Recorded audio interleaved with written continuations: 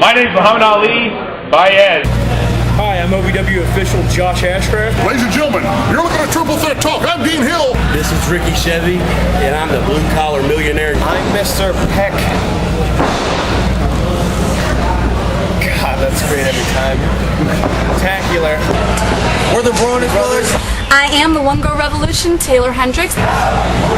This is Brandon Espinoza. I'm the assassin. I'm Bruno Raul Limana. I'm James Moose Thomas. I'm Johnny Spade, the new Ohio Valley heavyweight champion with the pretty new belt around my waist. I'm Shiloh Jones. My name is Ron Head. I'm the announcer for OVW. I'm Jamin Olivencia. I'm Alex Silva. I'm Rocco Bellagio. I'm Kerry Bodie, the Ohio Valley Wrestling fan advocate. Raphael Constantine. I'm Ranch Red.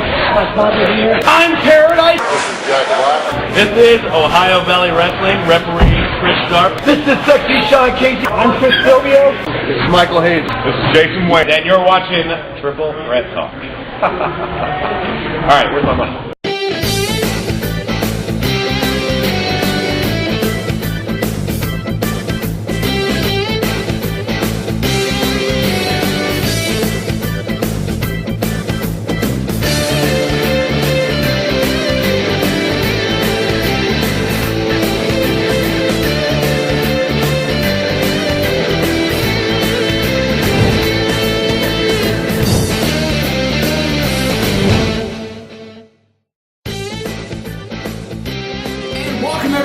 Episode 58 of Triple Threat Talk, my first episode as a 30-year-old. So, In the 30s. as it's thundering outside here in Louisville, Kentucky, we're in here doing our show and you're right over there? No, What's the matter? I need my Thunder Buddy to make me feel all better. Oh, my Thunder Buddy! Oh! 10. So we had a good week this week, you know. Money in the Bank pay-per-view happened, and we did all right. We got to hang out with the two of you. One, Miss Taylor Hendricks was with us. Matt McCabre, Erica. I got puked on. Yeah. Is that your wild card? It shouldn't be. It's going to be. Stay tuned for the tales of the Chunda. They also learned something else this weekend, that the doctor can in fact cook. We mentioned that last week. Proof, living proof. Very good. I'm not dead, He's so still alive. So I would love for the doctor to be on Hell's Kitchen just so I can hear Gordon go to the doctor and go, "Are you ready to go home?" like, are you ready to get a better accent? He'd be like, come here, big boy. Piss off! Piss off! Anyway, all right, Clemenza over there. Yes. Talk like that. All right, user questions from Richard Kanoe. Richard Obi-Wan. This is for the doctor. Oh, okay. Do you think that WWE are going to build up Wade Barrett's return and have him turn into a face? No, Wade Barrett. I don't think that he'll be a face. I do see them kind of building him up because he was being built when Big Show got confused on him. And Big Show confused. There's a shock. But I do think that they'll do something build. I think that he'll still be a heel because that's the kind of role he likes. He likes settling into the heel role. But yeah, I do see them making kind of a big deal about it, and I see him still having the strap on him not in this calendar year, but from here within the next 365 days. I'll look for him to have a strap on him. Sounds kind of personal, dude. Yeah. I think he comes back as a face, honestly. He didn't ask you. He asked specifically the doctor. Well, excuse me. That's right. What are the funniest moments in DWA? I don't know. In fact, when I hired him, that was hilarious. $5 might be up there. I think for most people, you have to go back to before we did our 2-year break or whatever, and you have to look at Friend Zone. It's not funny. That's hilarious. It's funny. That was so funny. The Friend Zone. Up there might be the Institution of Hardcore Madness. Just the randomness with the Rick rooting, if you know what I'm talking about, and all that fun stuff. Probably the Institution of Hardcore Madness, and just some storylines I threw in there with Costanza And like you mentioned, the $5 thing. I mean, you know, I've done DWA for so long, I just can't remember everything. I'll tell you one that you did was pretty good on commentary. So, oh no, he didn't hit X! Team Disney. Yeah, that was good too. The rest of Team Disney. But funny moments to come, as always. So. Postmaster. What? Team. How long have you been a NASCAR fan? Too long. And do you still enjoy it as you did when you were a kid? He's going left. Yes and yes. I've been a NASCAR fan since I was probably, I can't tell you, probably since I was not even been able to talk. But my dad raced... I can't remember that. My dad raced locally for about 20 plus years, so obviously it was kind of in the family, as it were. So I was brought up at the racetrack. I went to the track a lot. And so, yeah, I would say, am I still a big of a fan? Obviously, yes. I actually get to go to more races now that I'm older. The qualms of being older, I guess, that it pays off. This guy knows what you're talking about. Yeah, exactly. I gotta start drinking the Metamucil shortly. That's right. So yes, I enjoy it quite a bit, and I also enjoy going to the local dirt track to check out some dirt racing and stuff like that. So, from the Buckin' Five, have you ever thought about creating Triple Threat Talk merchandise for people to buy? Yeah, we have. We have. We actually like t-shirts. We actually are in the planning stages and have been for a while of finishing a design to make shirts. We will make shirts for, and don't take this the wrong way, us first, right? That we will wear on prototypes. Yeah, prototypes. See how people see how they get over. Not to be confused with John Cena. Right. Who? Right. John Cena. Prototype Or the viewer prototype. John Cena and prototype play some people. No, they're not. Oh. But we'll see how they go over first. See if you all like them. If you like them, then we will make some, produce them, and sell them to you guys. Maybe other things too. And maybe other things. Maybe we'll get you like a coffee mug or something. You could get our new book, Tuesdays with Doctor. And don't forget our new hit film coming out this fall, Weekend at Big B's. Yes, and if that doesn't, featuring Cody Rowe. And if that doesn't excite you, and there's always the nighttime chat line with Pillow Talk with Postmaster. So we might even make a Triple Threat Talk coffee mug or Triple Threat Talk calendar. Oh my God! Can you imagine the men? Mr. October. So, also from the Buckin' Five. Also, in your opinion, what is the most controversial call in sports history?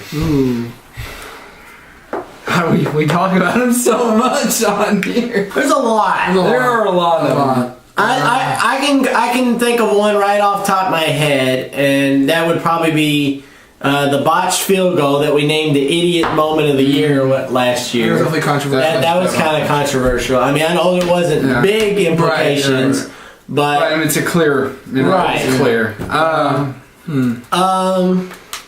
I think for me, and it's not just because I'm a Niners fan, I swear. Oh my God! But last year at Arizona, after they did the fourth and 15, and they converted it into a touchdown, and the referee said, due to lack of replay, we cannot grant this, and we can't do this, so replay fourth down. And there was nothing wrong with it at all. I mean, it was clear. It was just a screw job against the Niners at the time for Arizona. So, but also in addition, definitely the field goal. I think that's number one. But just going down, naming off a couple, I don't think that's the biggest one. One that a lot of people may not know about per se, but it's widely popular. And that is the Derby in which Funny Side won. There was a big thing that they used a taser on the horse. And that later on in the day, apparently track keepers found this taser in the grass, in the turf. But it never was for sure proven, with the proven fact that it actually happened. Two I can think of off the top of my head. One would be that perfect game that Galarraga pitched. Oh, yeah. Yes. That's something up there. The umpire called him safe. Oh, yeah. He was clearly out. Ruined him a perfect game. And another one as a whole I can think of is Super Bowl 40 with the Steelers and the Seahawks. Even the referees admitted days later that they made the wrong calls, and obviously their outcome possibly affected the game. Calls at the woodwork, giving a touchdown to Rossberg when he was clearly not there. A push-off call on Darrell Jackson wasn't there. I mean, they just pretty much, kind of screwed Seattle, as it were, in that Super Bowl. And even Mike Holmgren said, I didn't think we have to play the referees that day, too. I mean, obviously, watching the game for me was not a thrill, honestly. But, I mean, it's just like stuff like that. The biggest spectacle in football, and it has to be ruined by the officials. I'll tell you another one. Game 7 of the Lakers and the Kings. Or Game 6, I'm sorry, where everything was just so one-sided. They were trying to get to the Lakers to the line as much as possible. The commentators were making jokes during the game because it was so one-sided, because it was no secret the league wanted the Game 7, so they forced the Game 7 pretty much by any means necessary. Right. Also from the Buck and Five. Again. What are your favorite video games of all time? Batman. Arkham City. Yeah, very good stuff right there. Batman Arkham City. Rise of Cybertron. Probably my favorite game of all time is Super Mario 3 for the Nintendo. Also like Resident Evil 4, Batman Arkham City, Star Wars Knights of the Old Republic, Mortal Kombat as a whole as a franchise, Madden as a franchise. There's so many good stuff. Yeah, so many. I'd say Madden. I agree with him. A lot of the sports games. I'm a big sports game guy. I like a lot of the sports games more than the role playing or the action adventure type games. I'm surprised you didn't go old school like saying Pong, Asteroids, Frogger, Pole Position. No, that's what he likes with Cody Rhodes. Oh my God! Oh wow! But also I like Mega Man, the Mega Man series, and also Final Fantasy. Alright. Also from the Buck and Five. Oh my God! Jeez. Can you please give me an update on my OVW picture? I've not heard anything about it in quite some time. Give the man an update. Whoa! What is that? That's Jason Wayne's autograph. Hold a little closer. That's Jason Wayne. That's Rob Terry. That's Muhammad Ali Baez, and that's us. You can see it down. We still have to wait. We're still waiting on the best Goddard team Switchblade ever. And Josette. But this is what will be going to you as soon as we get everything else taken care of. As soon as it's finalized. As soon as it's finalized, so it is in the works. Now we're gonna finish getting the signatures Wednesday. We just couldn't get a hold of Switchblade and Goddard's today. And Josette. One quick thing I want to bring up, and people might say something like this. Well, you guys, you got 3 likes on Facebook, now you're at 97. What if I like it into 100? No, it was the first person to get to 100, so Buck and 5 is the clear winner. If we get 3 likes again and get to 100, that's great. We appreciate you liking the page, but originally he got the 100th like, so he gets the prize. Right. So. From Against All Odds 20. He wants to know. Are you guys going to be covering TNA? Possibly. And here's why. Not only do they have affiliation with OVW now, which gives us some more reason to cover it, especially we cover it when like someone from OVW is there with Kutchek, with Alex Silva or Taylor Hendricks. But as opposed to, they're getting a lot better at what I've been seeing. I watched Destination X, and it was very good. I thought it was a very enjoyable pay-per-view. And they're getting a lot better, so we have to keep an eye and see. And obviously they're struggling a little bit on ratings. That's technically not their fault, because DirecTV is a huge market. Probably more people have Dish than they do have cable, I would imagine. And DirecTV, Viacom stations are all gone, so anything, including Spike, Nickelodeon, Comedy Central, VH1, etc., are all gone from DirecTV. So with that market from TNA, it kind of hurts them since they lose all those people that have DirecTV. So. Also from Against All Odds 20. Who is the worst IC and US champs ever? Ever. I'd have to say Jack Swagger. I think he's actually a good mid-carder. Santino originally, I'm starting to warm up to him now. But originally I was like, first Santino. Kofi Kingston. Really? I think Kofi Kingston's kind of flat. I can see that. As Cardinal champion. I really thought he was. And back in the day, Evan Bourne. He was never in He's a U.S. champion though. No, I don't think he was. I think he was only tag champion. He should be in mid-card. I think he was U.S. champion. I don't think he was. Look it up. No, I don't think he was. But I mean, there's definitely been some bad ones, some questionable calls. Yeah. I know this wasn't the question, but I think one of the better ones was China. as the Intercontinental I Champion. don't think Jeff Jarrett would agree with that. Well, I mean, just saying, I think that was a good move. Yeah. From the DJ Becca Show. He wants to know if I've ever seen a stop motion race. I have not. I'm not sure what that is. No clue. If you could explain give us clarification via on that. my Facebook or Triple Threat Talk's Facebook Or the video. and tell us what that is.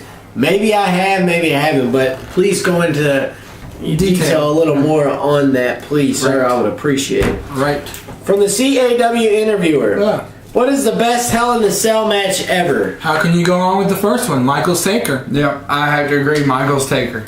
I don't know. I think maybe Mick Foley and Undertaker, when Mick Foley went flying off the side of the cage. I thought, looking down at him, I thought he was dead. When according to Jerry Law, when he threw him to the cell, that's it, he's dead. Best call any match ever. He's dead.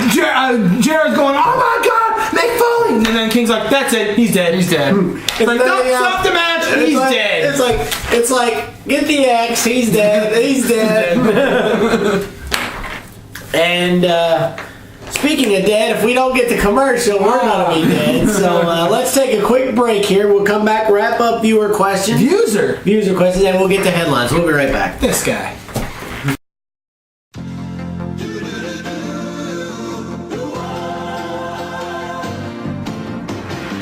It doesn't matter what comes, fresh goes better in life. With Mentos fresh and full of life. Nothing gets to you, staying fresh, staying cool. With Mentos fresh and full of life. Fresh goes better, Mentos fresh. Fresh goes better with Mentos fresh and full of life. Mentos, the fresh maker.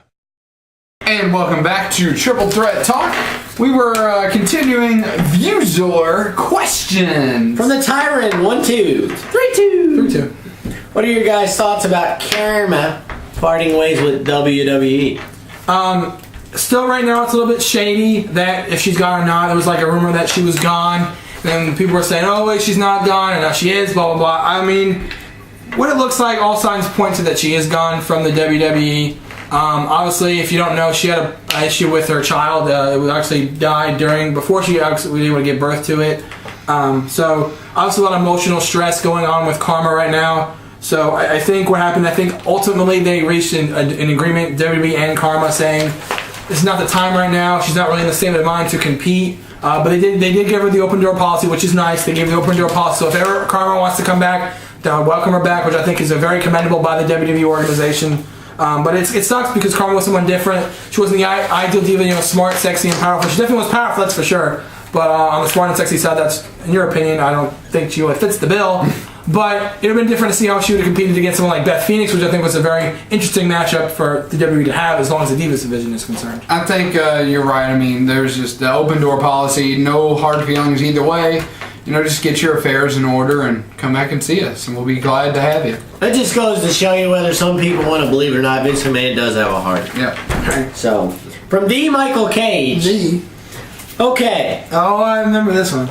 I don't get why the WWE is so hard on people that smoke weed, like Randy Orton. Because there has never been a reported death from weed. However, there are a ton of reports of alcohol deaths.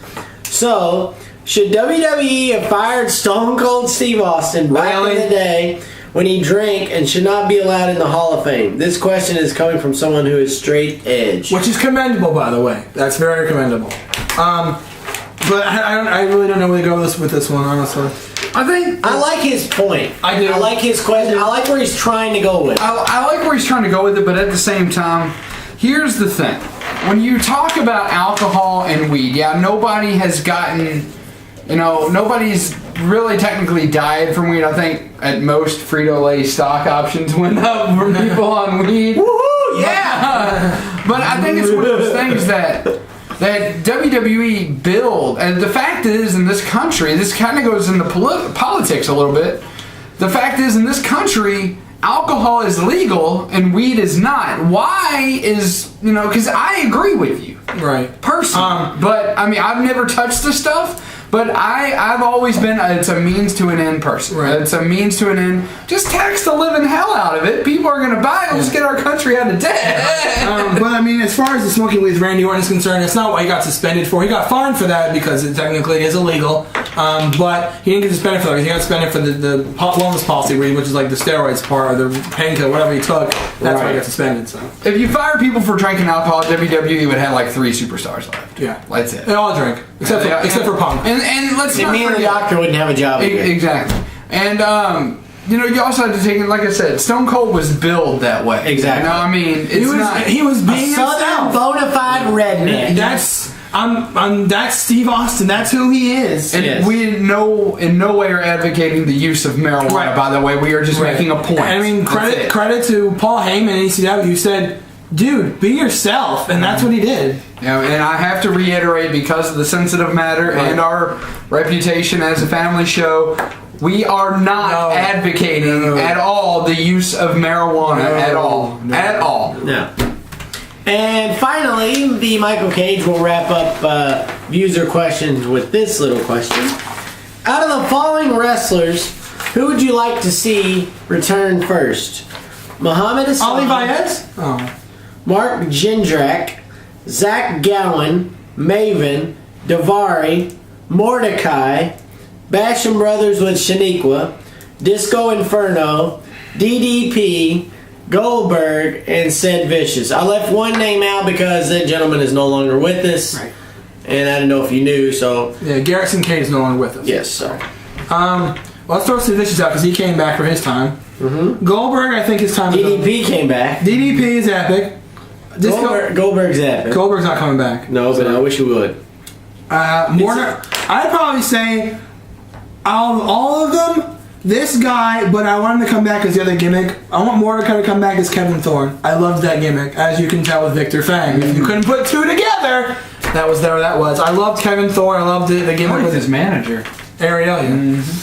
But no, but I like the Kevin Thorne gimmick. The Mordecai gimmick, I remember he was like rivaling the Undertaker. He was like this all white being coming from the heavens, whatever. Thank you.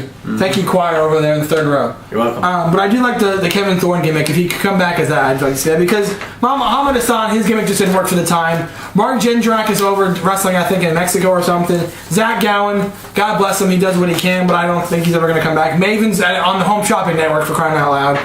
Davari, I think he's wrestling over in India. Basham Brothers with Shaniqua, I think they're done, I'm pretty sure. Disco Inferno, it'd be kind of cool to see Disco Inferno come back. Actually, that's my answer to the question. I think Disco, I thought that was a great gimmick. I liked watching him compete. Disco Fiend. Sorry. I liked Disco Inferno. I really did. It was fun watching him. Yes, I totally agree. Disco Inferno is definitely... He had a good gimmick. And I'll tell you somebody that's not on here that I would like to see come back, and you're going to think, why? But his gimmick always kind of made me laugh, and that's Simon Dean. Wow. Oh, yeah! Yes! Whatever happened to him? He was wrestling here in Louisville for a while under, like, one of the promotions. I don't know the name, but... Simon Dean and his stupid Segway. And his milk, or whatever he called it. A powder drink. Yes. Simon Milk. So we Dean's thank everybody. Dean's Milk. We had close to 29 comments and questions this week. Absolutely amazing, and we thank you for the interaction. We appreciate it. So for that, it's going to be a tough week, but it is Big B's turn. So Big B, it is your turn, my friend, to anoint this week's User of the Week. Okay, I got all the questions out here. You know what? This dead air brought to you by Big P. Okay. You done? Yeah. It's just, it's hard to choose against him. I mean, he asks such good questions, and I mean, I think he's going for a record here of becoming our all-time greatest viewer. So once again, the Buck and Five, you're this Triple Threat Talk Viewer of the Week. Buck and Five. You guys are going to have to step up to beat Buck and Five. He's asking good questions. Well, obviously, he's good enough to get a picture somebody. It's true. Amazing, great people, and I'm a Muhammad Levi. And who knows, we might have something, we might have another giveaway down the line soon. You never know. Never know. Possibly. So we might be giving away an all-night expense paid with Cody Rhodes. No, Big B wouldn't allow that. He'd be too jealous. We'll give you tickets to an OVW show if you live in the area. Yeah, exactly. Sounds good. So with that, Doctor, if you would please. Whoa, he doesn't have the right to do that. I'm giving him the right. Thank you. You don't have the right. Roll it. Doctor, give me the news. I got the bad case of the headline blues. So it's left. Oh, I thought I was gonna do it. So headlines this week. Lineheads. Not a lot going on, but before I dig into the meat and potatoes here, What do you want to have? Like I'm gonna take it over to pay. I'm gonna take it. What? Salad. What? Huh? I'm gonna take it over to PostMaster for a NASCAR update. I'm going left. We are We're going going right somehow. You done? No, I'm never done. Okay. So, fellas, Yes, we had a NASCAR preview this year, we did. and on that preview, one Postmaster I think I was Jones. asleep at that point. I think I was too. I think I was taking a nap. Funny. Anyway, I made a bold prediction. Ah. I said, and I quote, Roll the clip now. that Carl Edwards' crew chief would be gone before year's end. And Postmaster, what happened? He's gone. He was relieved of his duties on Tuesday, replaced by Chad Norris, an in-house. Chuck Norris? No, close. Chad Norris, a in-house replacement. He will take over starting. They are off this week, so next week they are at the Brickyard for the famed Brickyard 400, which is always a good race to win. Absolutely. But and an update on AJ Allmendinger, he did request for the B sample to be tested. As of now, it could have happened earlier today, but we were busy with OVW and stuff. But there has been no results given on the B sample of things. So that's still up in the air. Sam Hornish Jr. did replace him again this week. And they were at the Magic Mile, as it were. I think say Magic Mike. No, they were at the Magic Mile, New Hampshire, where Casey Kane was victorious. His second win of the year, taking command of the wild card spot. As you know, the chase consists of the top 10 and then 2 wild cards. He currently, although he is not in 11th or 12th in the points, he has the most wins in 10th through 20th. So he's leading the wild card spot 1 with Kyle Busch leading wild card spot number 2. So they're, like I said, they're off this week. So enjoy the off week, NASCAR fans. I won't, but if you want to take a break. And then next week, they're, like I said, they're heading to the Brickyard. And one other quick note about NASCAR. This segment on ESPN always tears me up. I can never watch it. I don't care what sport. I don't care what it is. It always seems to get to me. That's the My Wish segment. I don't know if you guys see that gets to me too. Yep. But this week it was Kyle Busch. So if you like the My Wish segment, go on ESPN.com, look that up. /MyWish. /MyWish, and watch the My Wish video with Kyle Busch and Kyle. I don't know if it's the song that gets me or not. I don't know what it is. Something about it just gets me every time. Damn you, Rascal Flash. So that's NASCAR coverage. So now let's lob it back to the doc. Some NBA moves. Actually, just one really to talk about. Several.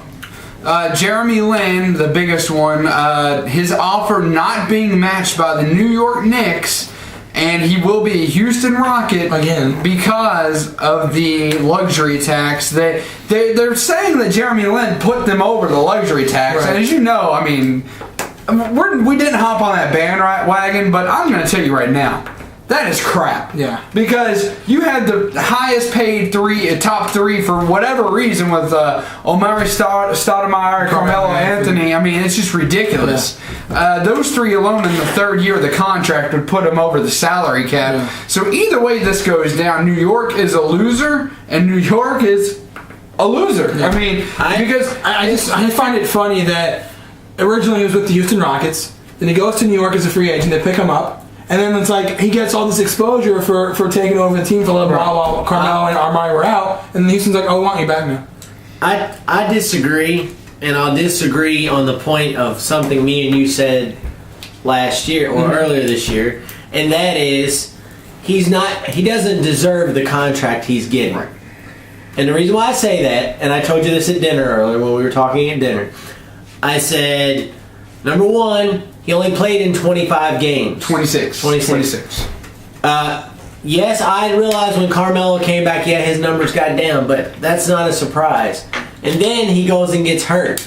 So he doesn't even play a full season. He plays 26 games. His production goes down, not up, doesn't stay the same. He was only getting the minutes and the production he was getting because Carmelo wasn't there. Right. Okay? He doesn't deserve this contract. I think the Knicks did a fine job. So it's like they explained it best. Would they go over the luxury tax for LeBron James? Abso-frickin-lutely. Would they go over the luxury tax for Kobe Bryant? Yes. But for Jeremy Lin? No. I think that was a good decision by the Knicks. I think Houston's going to regret it.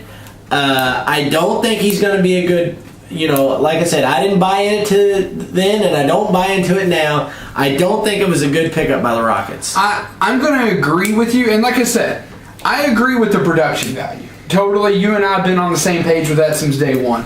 What I disagree with is the fact that you had a commodity that you could hold on to.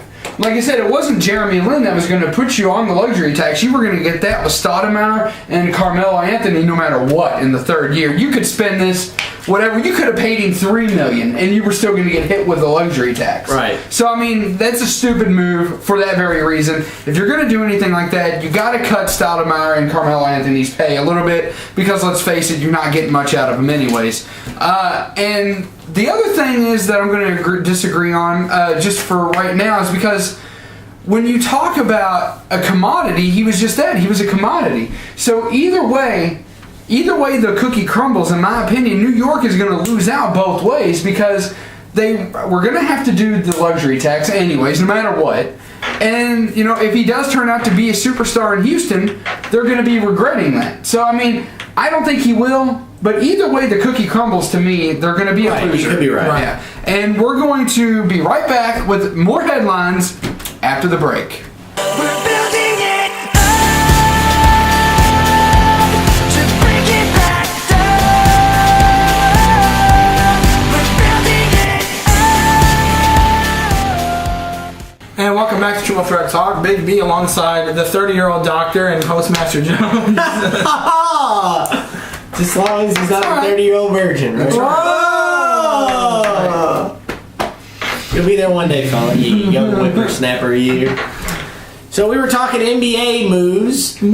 Speaking of moves that haven't really moved, Dwight Howard's still sleeping. He wants to go to Brooklyn, but come on. That's not going to happen. Where'd you want to live? Brooklyn or LA? Come on. I mean, the guy has a summer home. The guy has a summer home in LA. Let me say this. In both places, traffic sucks. I mean, you've got Andrew Bynum not really wanting to go to the Magic, and you've got Dwight Howard not really wanting to go to LA. Personally, I think Dwight Howard just needs to suck it up, stay at Orlando, be a Laker, and see if you can build that team around you. Because let's face it, Dwight, if you're able to turn this team around somehow, because you got a couple of good draft picks, if you can turn this team around, you will be a bigger superstar than you will be. You will be a bigger name than LeBron James because you will have worked with pretty much nothing. So I think he can do it. I mean, he got JJ Redick. He's got JJ Redick, obviously from a Duke boy. Is Turkoglu still there? Is Hedo Turkoglu? Yeah, I think he's still there. Mm-hmm. And I mean, you've got the key pieces there. You guys come up with a solid game plan. If I'm the Orlando Magic, I'm like, why can't we make this work? I don't think he wants to make it work. I think Dwight's thoughts are elsewhere. He's in Brooklyn. He's in LA. He's all over the map. Beast mode. Went to beast mode. Oh God! What's wrong with your boy? What's wrong with him? I think whatever happened was he had some bad Skittles and he was weaving in and out of traffic. So. Remember the time when I caused the seismic earthquake? Yeah. Remember that at Quest Shield? Or he's sounding like a drunk gobble. Well, he's drunk, just like Marshawn Lynch, arrested on DUI. Apparently, it was a good week to be an NFL player and get arrested. Apparently, because Des Bryant. That's even worse. Des Bryant assaults his mother. This is bad. Assaults his mother. Really? You assault your mother? Are you kidding me? Yeah. And allegedly. Pretty much what the police report said. Bryant grabbed his mother by her t-shirt and her hair, hit her across the face with his baseball cap. You don't have a ball cap at the point. According to his mother, this is not the first time that she was assaulted by him. And Broncos defensive standout Elvis Dumervil was cited. Now, I think next to nothing is going to come of this because all he really did was raise up his shirt to show that he had a gun in his waist. Got my piece. He didn't pull it out. He didn't point it at nobody. He didn't say, I'm going to shoot you. He was warning people. He just pulled his shirt up to say, hey, I got a gun. You need to step back. Exactly. Robert Griffin signs with the Redskins contract. When you pronounce his name, you pronounce it the right way. Robert Griffin III. Sorry. I got it. 1, 2, 3. Robert Griffin III. There you go. Robert Griffin III signs with the Redskins contract worth $21.1 million. It's 4 years. The money is fully guaranteed with no offset language according to the source. Fully guaranteed the whole works. Good payday for RG3. I mean, that's crazy. Very pleased with that, obviously. But a shocker. Of the 32 first-round draft choices, 13 remain unsigned, including top pick Andrew Luck. So, Colts gotta get on that. They got time. But see, also, there's not a lot of room to work with because there's a salary cap these guys can make in their rookie year. So, the Reds lose Joey Votto for a month. It didn't hurt them yesterday as they beat the Diamondbacks 4-0. They take down. They're getting shellacked tonight, though. They're getting shellacked tonight. The Pirates are right on them. Yeah. Slip. The Pirates can take advantage. So our top 2 big stories for headlines. Number 1 is this Lance Armstrong thing. Lawyers with Lance Armstrong. Basically, I said last week that something was going on with Lance Armstrong. The USADA, which is the organization that goes through and monitors cycling in the United States. The Drug Administration. It's an independent organization largely funded by taxpayer money. So you and I and these two, everybody, they have to abide by the U.S. laws, but basically they can say, hey, Big B, you're suspended. Why? I don't have to give you a reason why. Okay, bye. They're tyrannical. They're stupid. They've got a vendetta for some reason against Lance Armstrong. He's had 500 blood samples tested, all of them negative for any signs of doping from the allotted time period. He was granted an appeal for 30 days. He has 30 days to actually fight the charges because his appeal was accepted.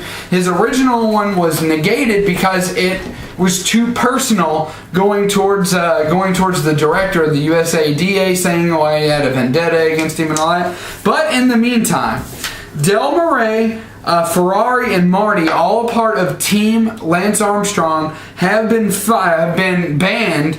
Del Moro for the USPS team physician from 1998 to 2003, allegedly administrating blood transfusion to boost a rider's endurance. Ferrari gotten rid of because of a consulting doctor for riders on USPS team and later Discovery Channel team is accused of developing a distinctive mixture of testosterone and olive oil known as the oil to assist with recovery.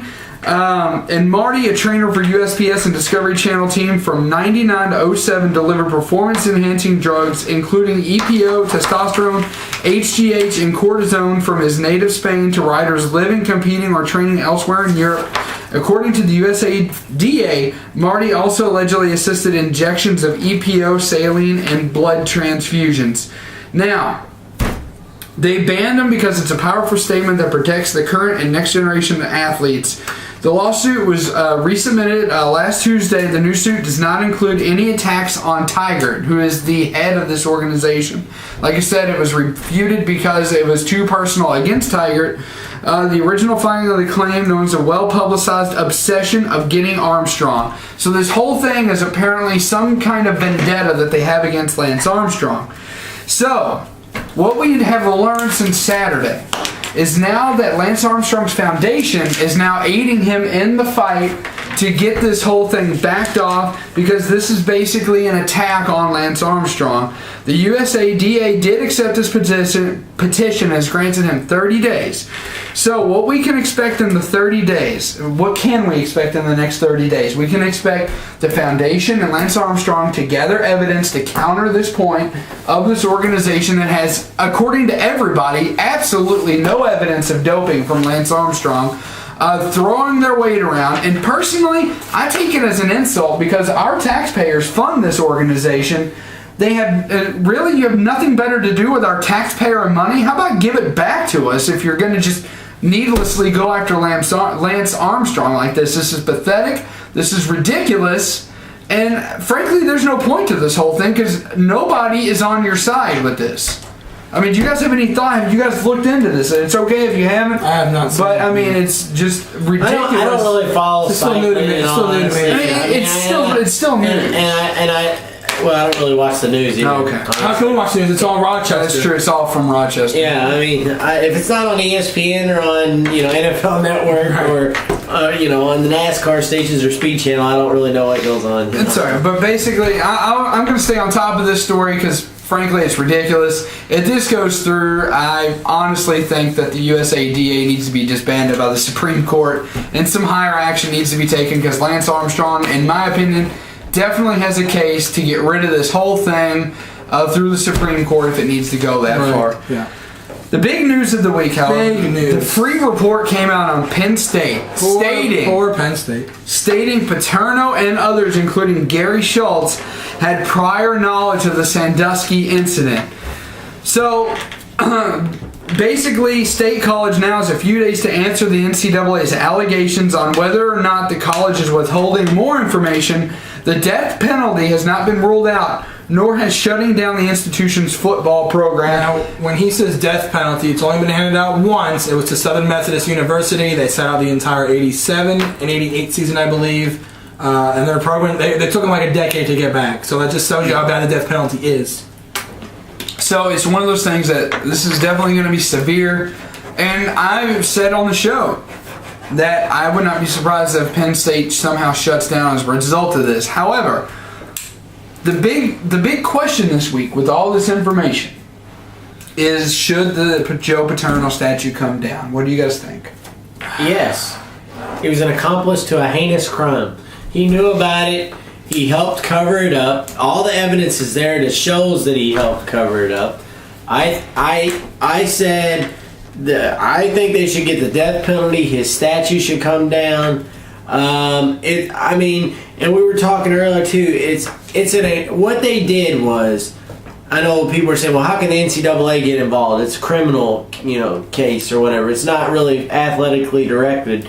Actually, it is. It is. It's very because if this would have came out 20 years ago, whenever it has started, then they wouldn't have had as many good players because people are like, I'm not going to play for that. I'm not going there as long as he's there or that goes on there. So they would have lost out on a lot of big name players, So I think so. I mean, I think they should wipe their hands clean. If they really want this to go away, which it may never go away, honestly. No. But if they really want to clean the slate as much as they could, I would get rid of any. I know it sounds horrible, but they need to get rid of anything and everything to do with that program from the time he started there, which is god-awful, I don't know when, till now.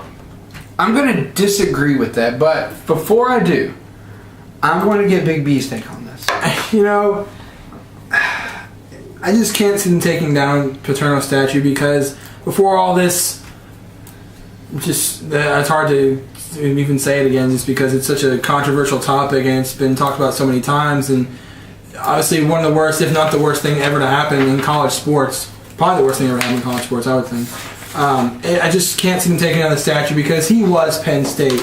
Joe Paterno was, like, if you said Penn State like 5-6 years ago, you'd say Joe Paterno just like that. Right. And I just can't see him taking it down because he was that school. He was the blood of that school. He was the reason people wanted to go to Penn State so they can see that statue and be in the aura of Joe Paterno whether they were playing football or not. I mean, I agree with you to some extent because if they want to get past this, they should get rid of everything that reminds them of this horrible tragedy. And yes, it did come out that Paterno could have done more with this whole Sandusky fiasco. I just can't see them taking it down. It's an historical statue, it's a historical landmark at that college. I just can't see them taking it down. It's like taking the college down, to be honest with you. I agree with you as far as not taking the statue down, and I agree with you that the NCAA needs to come in. You can't agree with both of us. Well, basically I'm saying the statue needs to stay up, and here's why.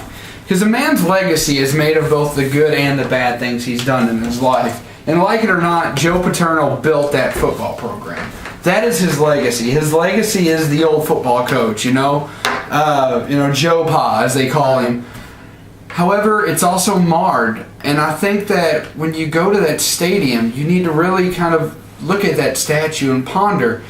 And this is kind of silly reference. This is silly, but there's a Beast Wars, you know, the Transformers spinoff. Yes. Dinobot, when he was terminated, basically said, "Tell my story, tell it true, both the good deeds and the ill, and let me be judged accordingly."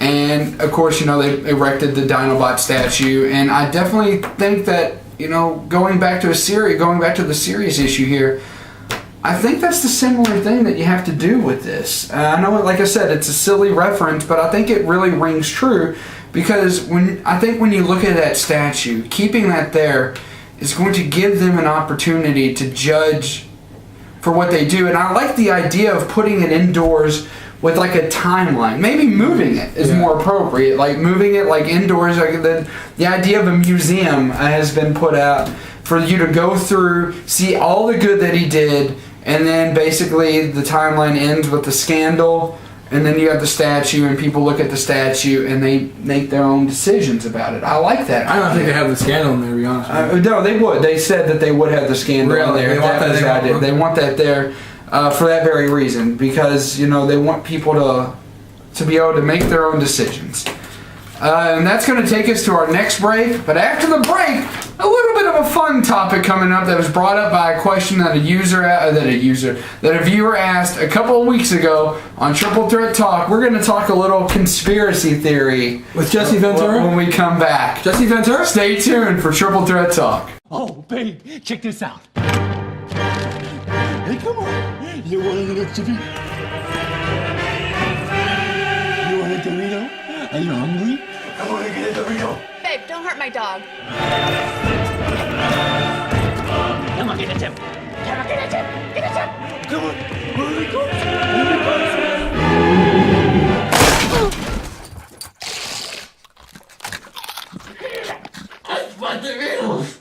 And welcome back here on Triple Threat Talk. And before the break, the doctor said we had a little conspiracy theory. With Jesse Ventura? No.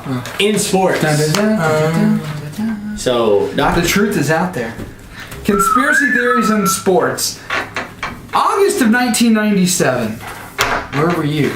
I was in New Jersey. The power goes out. SummerSlam. The power goes out in Baltimore to ready to start my 8th grade year in middle school. Middle school, awesome. Let me finish this. Okay. August of '97, power goes out in Baltimore to keep Cal Ripken's Iron Man streak alive.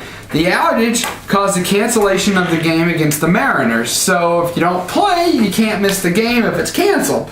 Cal left for the stadium, forgot something at home, as the story goes, only to return to find Kevin Costner, who was a family friend, staying at the house at the time, shagging his wife. Are you serious? Yeah. Whoa, but yeah, this is how the story goes. All right.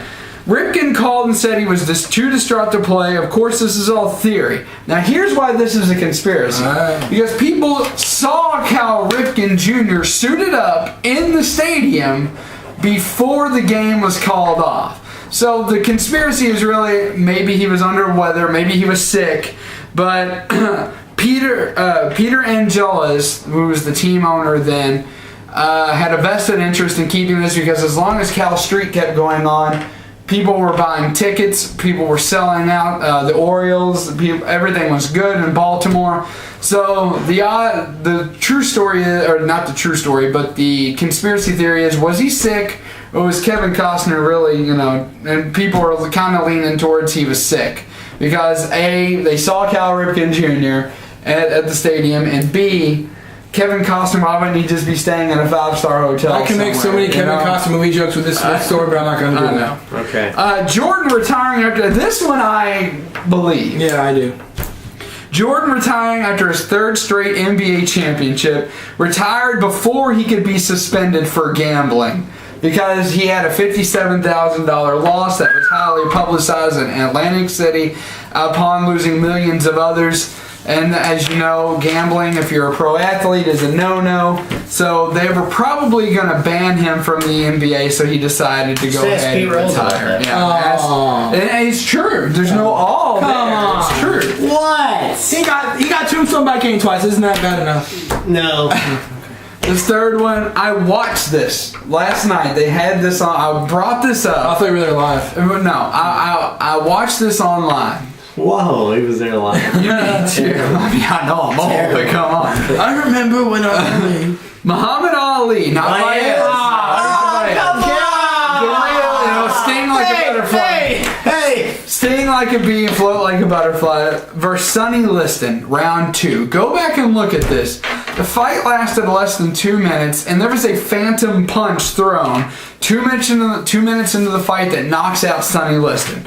The theory is Liston was afraid of retaliation against the Nation of Islam had he beat Ali that night. There's another theory going on that maybe he owed money to the mob and that the mob made him take a dive. But clearly, if you watch this match, there is a phantom punch thrown that you see basically Muhammad Ali going like this. Clearly misses, and Sonny Liston falls over like 10 seconds later. So it's like a very delayed reaction. Right. It did bring us one of the most epic pictures in sports. Yeah, it did. It's everywhere. But those were some fun little conspiracy theories. Not with Jesse Ventura. So that wraps up. That wraps up the headlines, but it kind of segues because we go from one Muhammad Ali to the other Muhammad Ali. On this week on Triple Threat Talk, we caught up to Mr. Muhammad Ali Vias for our weekly interview. Take it away. And apparently, you won the championship. Yeah, you got. Apparently, let's take a look at it. Good evening, ladies and gentlemen, and I'm standing by the current. Oh wait. No, the current. Let me actually get us to the right ball of it. Thank you. This will be the 9th time I've gotten this. The 8th time, that's right. 8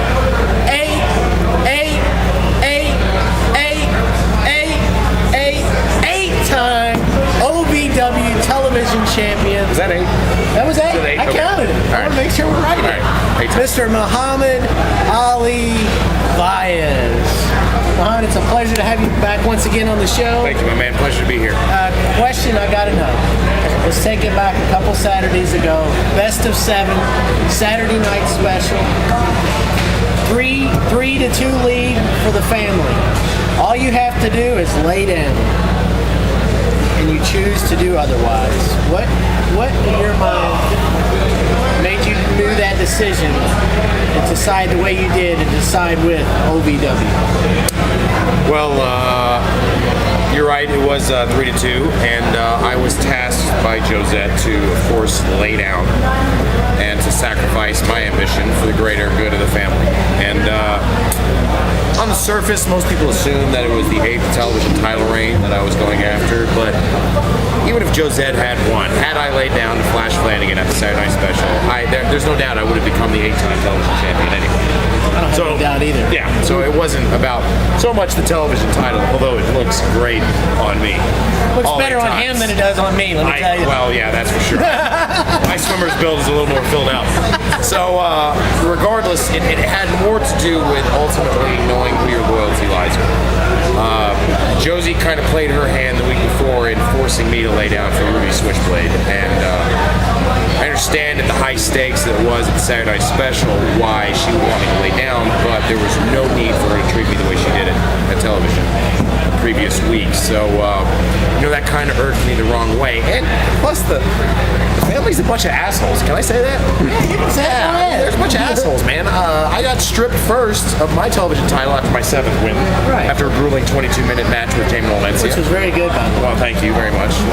But, more importantly, the family, especially Jesse and Rudy, they didn't care. All they were concerned with was getting stripped of their tag titles, which... Yeah, I mean, they're a pretty good team, but they're bigger assholes, man. I mean, just Rudy, he's got that hair, it's just uncontrollable, and Jesse's ego's out of check, so I mean, there's that. Plus, Rob was just, I don't know, man. Rob's always eating, You didn't see those guys coming out and helping me in my matches. No, what you saw was Ali Vias coming out and helping those guys in their matches. So, it was a very lopsided relationship. I did appreciate the way Josette treated me, and ultimately, my loyalty lies with Danny Davis. I mean, he's put 115 people into World Wrestling Entertainment, into TNA Wrestling, and every opportunity I've gotten in this sport, be it with WWE or TNA or Ring of Honor, has been through Danny Davis, not through Josette Biden. So ultimately, that's what caused me to make the decision that I made. All right, so we know you have had plenty of backing in the past from the fans. How does it feel now to be like the fan favorite, like the OVW fan favorite, the ultimate fan favorite? Well, it feels pretty good. I mean, I've been here for so long that I think the fans were ready to embrace it, and I think the circumstances were right at that last Saturday night special to cause them to want to, I guess, take that leap. It feels great to have their support. I'm still the same guy. I'm not going to do anything differently, but now I'm just changing in a different locker room, you know? Exactly. And finally, what's this I'm hearing about Rob Terry? Rob Terry. I'm hearing Rob Terry's a little upset. Apparently there's some rumblings going on. Rob Terry has a beef with you, or you got a beef with Rob Terry. What's going on with this Rob Terry situation? Ultimately, Rob Terry is upset because I didn't lay down at the Saturday night special because he laid down for me, allowing me to win my 6th television title.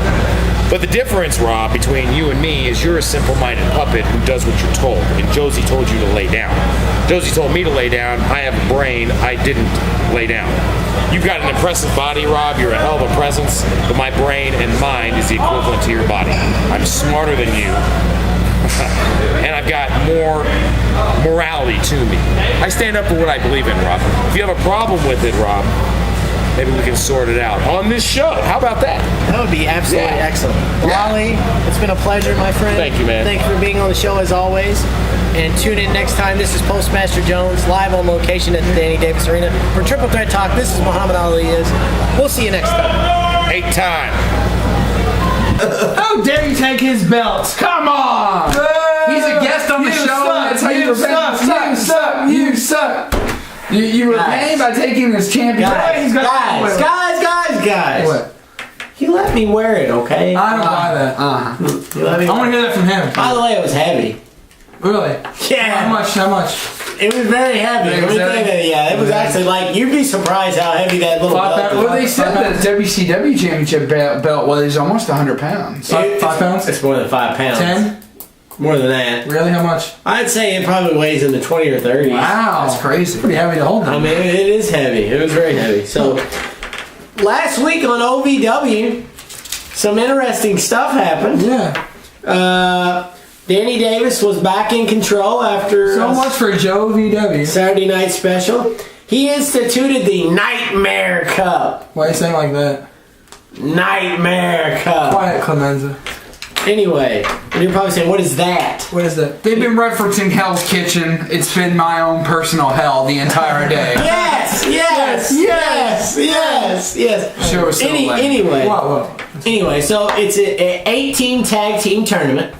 There was a match made between the best team ever and the Mascara Mafia. Or you like to refer to them as Paranosa. Brandon Espinoza and Paradise.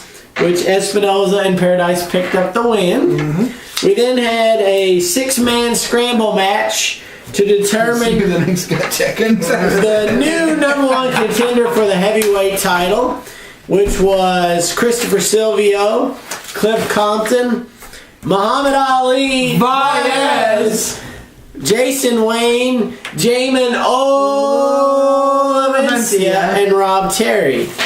But before then, that was the main event that was announced. A final announcement that Danny made is that Josette Bynum, formerly who was in charge, would now be Trailer Park Trash's personal assistant. Ooh. And if she didn't like that, she could stick it where the sun doesn't shine. Basically, she can strut her you-know-what out the door and never come back. Again. So, Ryan Howe, from WWE's Tough Enough, Skid Marks, as we like to call him, now back in OVW, took on Donnie Todd. Sounds like a name we made up. Donnie Todd. And of course, Ryan Howe picked up the victory. In another first-round matchup of the Nightmare Cup, you had Michael Hayes and James Moose Thomas go against A team that, well, if you speak Spanish, you might find this a little funny. Los Pendejos, which is Let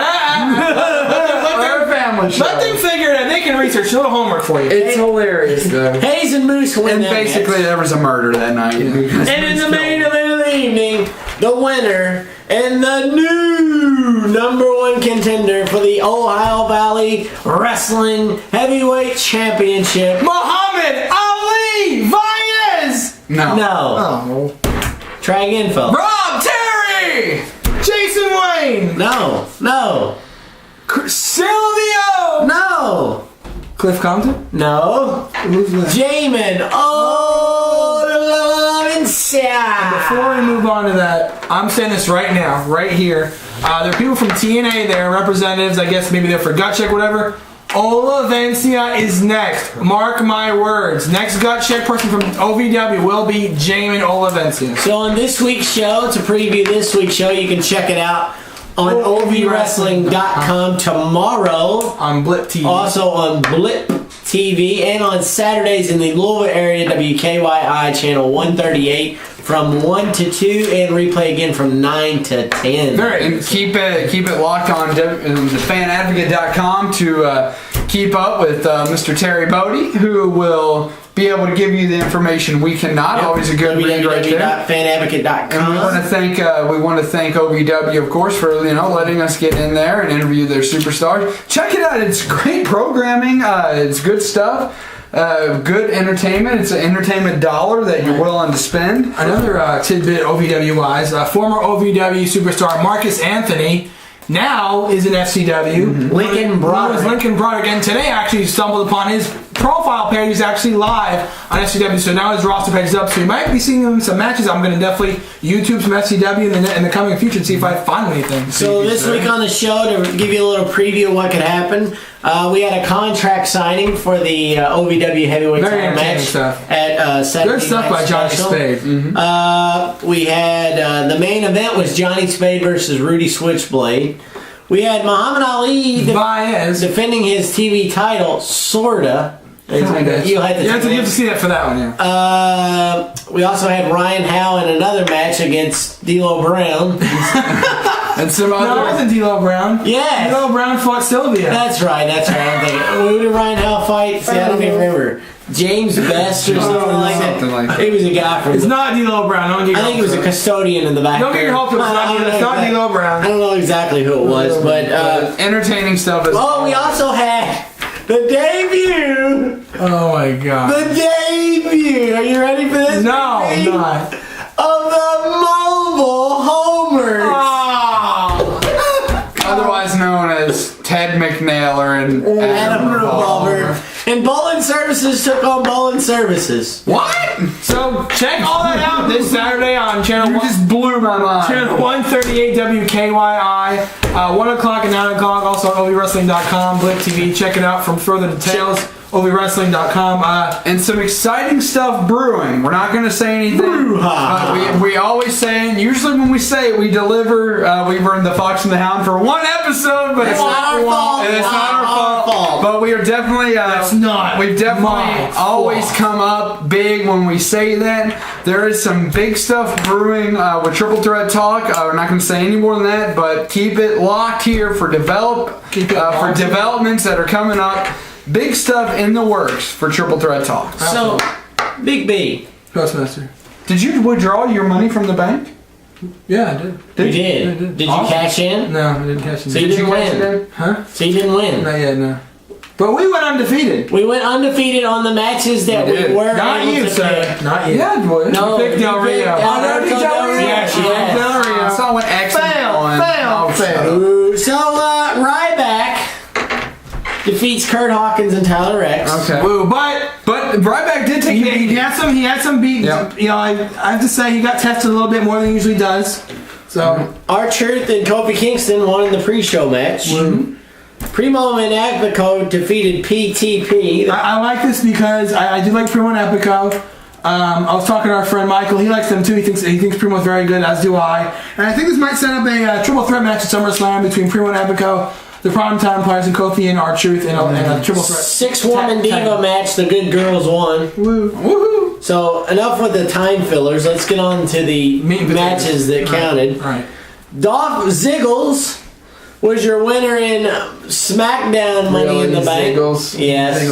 Ziggles. Dolph Ziggler. Yep. Very good stuff. Very good match. Very entertaining. Sin Cara only boxed once, I think. Yeah, and actually one of them wasn't even his fault. Yeah, so good job. Sheamus defeated Alberto Del Rio. That was a very good match too. I am very surprised Sheamus has been champion this long. I like it, but I'm surprised. CM Punk defeated Daniel Bryan. Yes. In the most hold on. After AJ was like really putting stuff in the ring, pulling for one and not the other. At one point, she was very interesting. It was a very interesting chain of events. And the most obvious thing in wrestling happened. John Cena won Money in the Bank. Duh. But I mean, didn't see that coming. Before we cut for break and then wrap it up with our Raw 1000 preview, what was all of our impressions of Money in the Bank? I'd give it about a B. Yeah, it was good. I do like Dolph Ziggler winning the Money in the Bank. Also, I prefer Cody Rhodes to win, obviously. Roadie Code. No. But I was impressed with the match. I did like the Money in the Bank match itself. Not the Raw one. The Raw one was kind of... Well, that's because... But The Miz did it, by the way. We'd be a fool not to mention that The Miz came back and entered himself into the Money in the Bank match. And he got beat down for it. Yeah. His performance was miserable. Oh, no. But it was major. But I do like the thing they're doing with the tag teams. I do like they're starting to build these tag teams a little bit, slowly but surely. Epico and Primo and the primetime players and R-Truth and Kofi. I think they're going to lose their titles soon enough. The Divas division is just a mess. It is a mess. I mean, you have the women's champion in a match, she's not even defending it. The biggest diva they have is AJ, and she's not even wrestling. She's tiny. So Divas division is in shambles. It is. And when we come back, we will do a Raw 1000 preview, wrap things up with our wild card and our Idiot of the Week. When we come right back.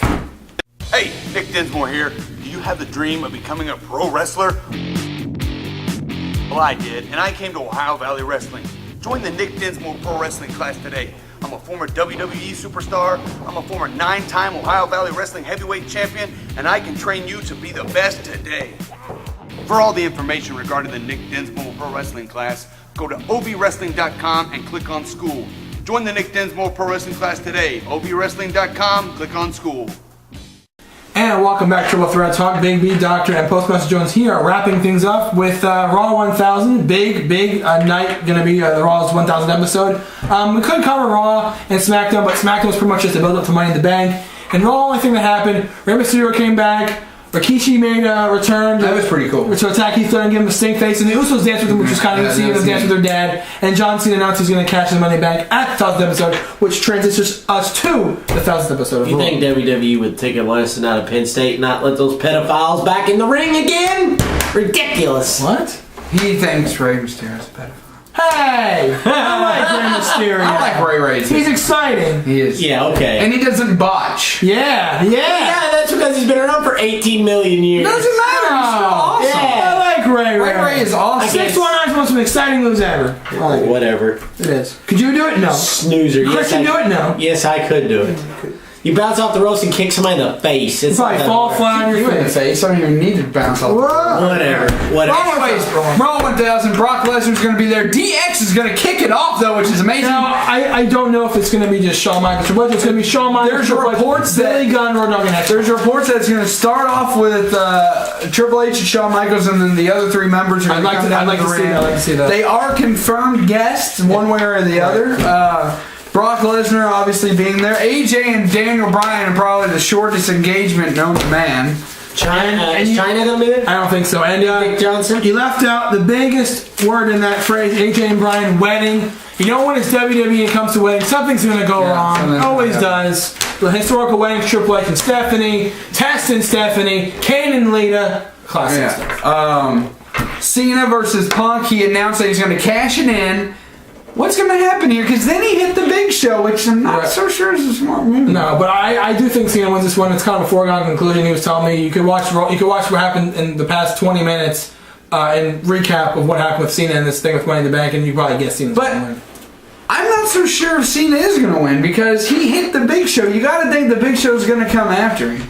We'll see. Or maybe he doesn't even cash it in. I don't know. Maybe the Big Show gets to him before he can cash it in. I don't know. We'll see. But I think Cena's going to cash it in and win.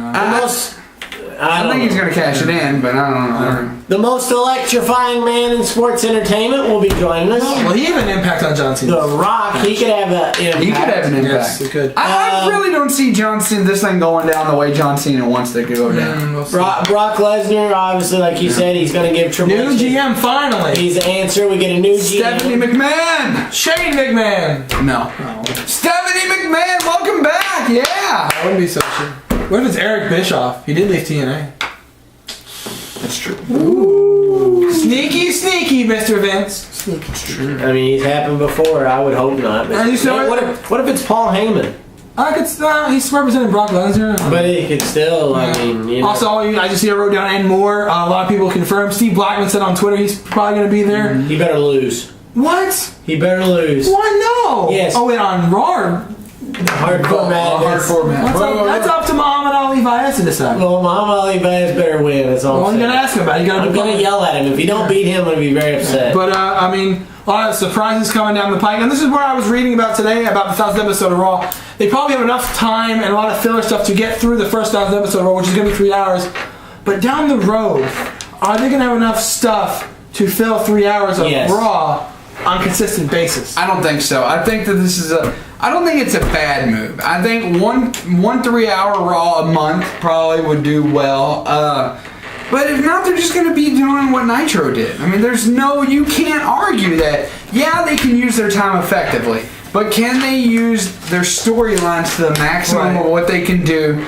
And I gotta say, I don't think that they can. I think the reason that WWE has succeeded all this time, 2 separate shows at 2 hours each, occasionally doing 3. I know you disagree, and your formula theoretically would work in a perfect world. Go ahead and tell them what your formula is. Get rid of SmackDown and make Raw 3 hours. If they did that, combine the shows and it would work. If they did that, absolutely it would work. What's that? SmackDown gets bad ratings anyway. I mean, it's sci-fi. It's on Friday. It gets better ratings than TNA. What they need to do, I know. what they need to do, if they were going to do that, is move SmackDown back to Thursdays, but they won't ever do that because, as I've said on the show several times, Friday is the supposed death slot. It is pretty. And that's what it's been bad for a while. They want to win Fridays. Basically, what they're targeting Fridays, and this is no insult to people that do this, but this is their targeting audience for Fridays. This is their target, not their reality, but their target is to get the people that have nothing better to do on a Friday night. I mean, that's their target. And the thing is, they've made it known. That's their target. And they always say the thing, did you know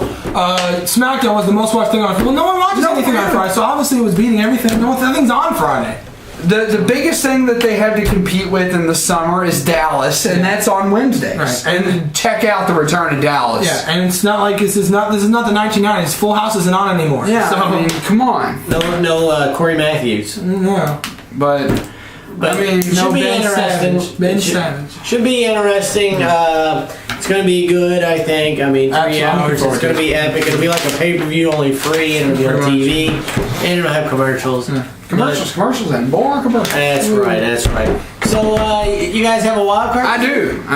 Okay, take it away. I want to bring up a point that I brought up last week that kind of got against all odds, a little up in arms. I'm not saying Sarah Del Rey is a bad wrestler. He knows more than you do. I know a little bit more about the situation. I can't say it on air because I don't want to get anybody hurt. But I know more about the situation than what I'm letting on. You're right. Sarah Del Rey has been very successful in the past. But there are several instances where she has legitimately hurt people, and you can't bring in, when you ask a question about Sarah Del Rey, and this is how a debate works, you cannot bring in Alicia Fox and whoever else you brought in. Right. The focus is on Sarah Del Rey. You can't do that. And I'll be glad to debate this with you. If you want to do a triple threat talk debate, we can work it out somehow. I promise you. We're all about having viewers on the show, and that's actually going to be part of one of the new formulas that we're going to be using. A little bit of a spoiler right there. But I will gladly debate this with you on the show. I know a little bit more than what I think you do. I'm not trying to insult you by any means. You were being friendly about it. I'm going to be friendly right back about it. But there are some things going on that she has legitimately hurt people in her matches, at least 4 people that we know of. Right.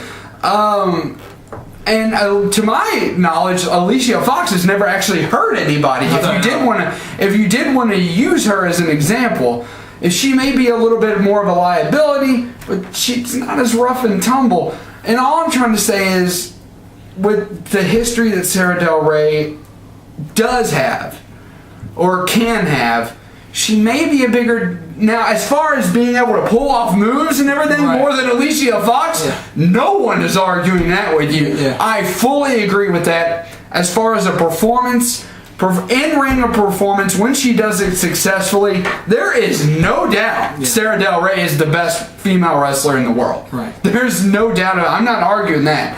I'm just saying that in an injury-plagued WWE right now, and people going down on the wellness statute and all that stuff, this is not the best move, in my opinion, for them because of what I know to be true. Okay? That's all I'm saying. If you want to debate this further, let me know. I'll have a friendly debate with anybody. I don't care. I'll have a friendly debate with anybody. If you want to do it, let me know. We'll work something out, I promise. I mean, bottom line, what he's saying here is not only do you have to take care of yourself, you have to take care of your opponent. You have to take care of your bottom opponent. line. You have to. Big B? What? Wild card? Yes, I do the wild card. Congratulations to Steve Johnson. Now, Steve Johnson went to the University of Southern California, played tennis for 4 years. Oh, okay, so not the wide receiver for the Bills. No. He won two national championships while at USC. I think he won over 70 matches in a row, so a great winning streak heading into this tournament. He wins his first ATP match, the BB&T Atlanta Open, very hot in Atlanta at this point, so a very hot atmosphere for a tennis match. He beats someone who's been on the tour for a while, Donald Young, who's supposed to be America's next great hope. And this guy from USC just comes off of college and says, hey, I'm going to beat you. And he does. He beats him in 3 sets. He's playing, I believe, second round against his doubles partner, another American, Jack Sock. That's his name. Don't laugh at it. I knew you were going to. But I can't help it. Jack Sock. Congratulations to Steve Johnson. I mean, coming off of college, reigning national champion at Southern California, and he comes and wins his first ATP match. Congratulations. Good job. So, my wild card ties in with the Idiot of the Week. So, this is Postmaster Jones' wild card and our Triple Threat Talk Idiot of the Week. So, I'll just take it from there. So, this past Saturday, I'm in up around Indianapolis, Indiana for a Hunter Hayes concert. If you all don't know who Hunter Hayes is, check him out on YouTube. He's very, very good. He's a good up-and-coming country singer. So me and my wife Stephanie and our 2 friends of ours are there, and these 2 young girls come up behind us, and they apparently decided to take and smuggle vodka into one of these water bottles. Always a smart thing to do, especially in hot weather. Plus being a non-alcoholic of right, yes, and this, that, and the other. And the wife said she could tell something was fishy about these girls. So about 3 songs into the set, I feel something on the back of my leg, and I go, what is that? So I turn around, and I can't really make out what it is, so I turn back around, go back to enjoying the show, and all of a sudden I feel it again. Well, this time when I go to turn around, boom! Projectile... Boom goes the dynamite. Projectile vomit. Blech. If you're eating while you're watching this video, I apologize. All over my back. Oh. That's not the half of it. All over our good friend Justine, who's in a wheelchair. Her wheelchair gets covered in puke. Oh. She was already under the weather, as it were, with a bad stomach. This made it twice as bad. So I'll clean this up as best I can. Please do. But Stephanie turned around, looked at the girl, fist bowed up in hand. I'm thinking, oh Jesus, don't hit her because she's underage and you'll go to jail. It'll be a fun evening for us going to jail. She looks at her and says, I'm in jail. She looks at her straight face and basically in her best mad tone and says, you need to get out of here right now. So the girl takes off running. We never see her again. But I want to send out a thanks to the Hendricks County Fair, the people there. They were very hospitable. They offered to go and get us clothes, new clothes. They hand washed and cleaned up Justine's wheelchair. Allowed me to take a shower on site. We all had change of clothes, but they cleaned her up. I got all cleaned up. They got her some Pedialyte, got her feeling better, and they even went to as far as they went and got one of Hunter's shirts and went in the back, and he actually signed a shirt for her. Very nice. So a bad situation turned into a good situation. So I want to thank the people at the Hendricks County Fair.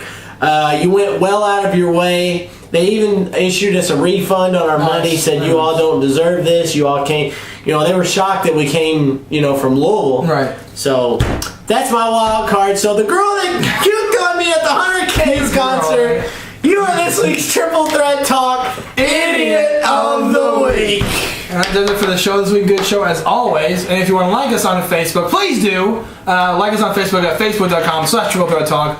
Follow us on Twitter at triplethreattalk and send us any comment or question you have or anything you want at triplethreattalk@yahoo.com. Triple Threat Talk. This is Big B. This is the Doctor. This is Postmaster. Thanks for watching, everybody. And can't wait to see Batman. It's going to be great.